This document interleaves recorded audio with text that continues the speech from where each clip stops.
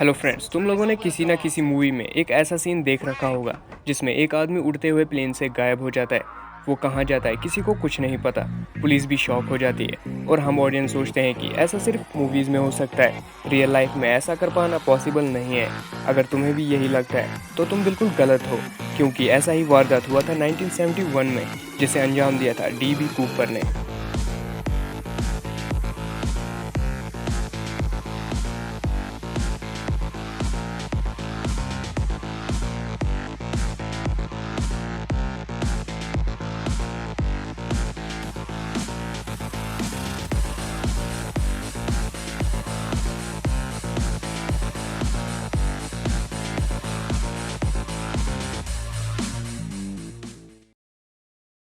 यह घटना 24 नवंबर 1971 की है, जब एक आदमी अमेरिका के पोर्टलैंड एयरपोर्ट पर पहुंचता है। दिखने से तो यह आदमी किसी बिजनेसमैन जैसा लग रहा था। ब्लैक सूट, ब्लैक बैग, बिल्कुल जेंटलमैन की तरह। यह आदमी टिकट काउंटर से पोर्टलैंड से सिएटल जाने की एक टिकट खरीदता है। यह आदमी वहां अपना नाम डैन कूपर बताता है, जो कि इसका रियल नेम था या नहीं ये तो किसी को नहीं पता।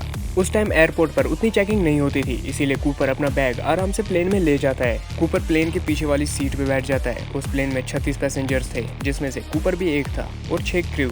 प्लेन पोर्टलैंड से उड़ान भरती है। यह सफर सिर्फ 30 मिनट का था, इसीलिए कूपर अपने काम पे लग जाता है। कूपर अपने पास खड़ी एयर होस्टेस को एक पर्ची देता है। उस एयर होस्टेस को लग रहा था कि कूपर उसके साथ फ्लर्ट कर रहा है, पर जब वो उस पर्ची को पढ़ती है तो वो सच में फ्लैट हो जाती है, क्योंकि उस पर्ची में लिखा था कि मेरे पास बॉम्ब है। कूपर उसे बैग खोल कर दिखाता है और उस बैग में सच में बॉम्ब था। देखा आपने लापरवाही का नतीजा है। इसके बाद कूपर अपनी डिमांड रखता है। वो कहता है मुझे $2 लाख और 4 पैराशूट चाहिए, नहीं तो वो प्लेन को बम से उड़ा देगा। एयर होस्टेस पायलट के पास जाती है और उसे कूपर के बारे में सब बता देती है, और कूपर की डिमांड भी। पायलट सिएटल के एयर ट्रैफिक कंट्रोल तक सारी बात पहुंचा देता है। ये न्यूज़ FBI और पुलिस तक भी पहुंच जाती है, जिससे उन्हें भी पता चल जाता है कि प्लेन हाईजैक हो चुका है। यहाँ प्लेन में कूपर आराम से अपनी ड्रिंक पी रहा था, जैसे कुछ हुआ ही ना हो, जिस वजह से उस प्लेन में बैठे उन 35 पैसेंजरों को इस बात की कोई खबर ही नहीं थी कि वो प्लेन हाईजैक हो चुका है। पर FBI कोई भी रिस्क नहीं लेना चाहती थी, इसीलिए वो कूपर का डिमांड मान लेती है।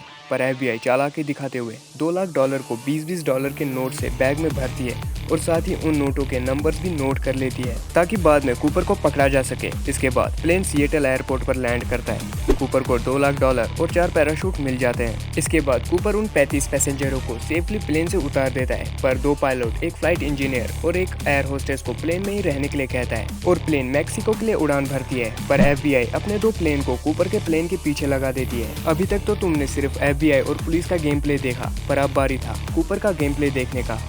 पायलट कूपर को कहता है कि प्लेन में मैक्सिको जाने तक का फ्यूल नहीं है, तो कूपर पायलट को रेनो नेवाडा की तरफ ले जाने को कहता है, और प्लेन को 10,000 फुट की ऊंचाई में 180 से कम की स्पीड में उड़ाने के लिए कहता है। इसके बाद कूपर सारे क्रू को कॉकपिट में डाल देता है और डोर को अंदर से लॉक करने को कहता है। इसके बाद कूपर पैसों के साथ प्लेन से कूद जाता है। प्लेन को रेनो एयरपोर्ट पर लैंड कराया जाता है। पुलिस और FBI उस प्लेन को घेर लेती है, पर बाद में उन्हें पता चलता है कि कूपर पहले ही प्लेन से कूद गया था। प्लेन की तलाशी ली जाती है, पर उन्हें सिर्फ कूपर के टाई का क्लिप और 2 पैराशूट मिलते हैं। बाकी के सबूत वो अपने साथ ले गया था, वो लेटर भी जो उसने एयर होस्टेस को दिया था। FBI और पुलिस कूपर की खोज शुरू करती है। जहां कूपर प्लेन से कूदा था, उस इलाके में हर जगह उसे ढूंढा गया, पर ना ही कूपर मिला और ना ही उसका पैराशूट। जिन जिन लोगों ने कूपर को देखा था, उन लोगों से उसका स्केच बनवाया गया। कुछ ही दिनों में कूपर मीडिया में छा गया। 36 passengers got off the jetliner in Seattle last night, left aboard 4 crew members and the hijacker, dressed in a business suit, demanding $200,000 and carrying a plain briefcase which he told the crew held explosives.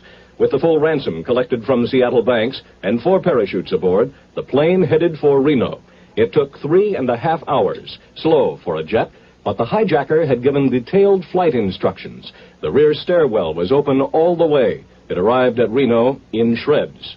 कई महीनों तक Cooper को ढूंढने के बाद भी जब वो नहीं मिला, तो पुलिस को लगा कि प्लेन से कूदने के टाइम उसकी डेथ हो गई होगी। पर फिर वही सवाल कि उसकी बॉडी, पैराशूट और $2 लाख से भरा बैग कहाँ गए। इसी सवाल ने FBI को कई सालों तक कूपर को ढूंढने में मजबूर किया। इस घटना के 8 साल बाद एक बच्चे को कोलंबिया नदी के किनारे $20 के नोटों के 3 बंडल मिले, जो कि रेत में दबे हुए थे। कई सालों तक रेत में दबने की वजह से नोट खराब हो चुके थे, पर कुछ नोट सेफ थे। जब उन नोटों के नंबर्स चेक किए तो पता चला कि ये वही नोट थे जो उस रात कूपर को दिए गए थे। किसी का कहना था कि कूपर ने उन पैसों को कभी खर्च किया ही नहीं, उसने उन पैसों को यहीं कहीं छुपा दिया। और किसी का कहना था कि जब कूपर प्लेन से कूदा तब उसके बैग से ये 3 बंडल गिर गए होंगे। ऐसी बहुत सारी बातें हुई। कूपर के हाईजैकिंग से जुड़ा ये पहला सबूत मिला था, पर किसी काम का नहीं, क्योंकि इससे कूपर का कुछ पता नहीं चल पाया। 45 साल तक इस केस पे काम चला, पर 2016 में FBI ने इस केस को आखिरकार बंद कर दिया। पर फिर से वही सवाल, कौन था DB कूपर, कहाँ से आया था और कहाँ गया? मुझे क्यों पूछा? मुझे क्या मालूम? तो किससे पूछो यार? उसको जाके पूछ जिसने बॉम्ब फेंका, उसको पूछ।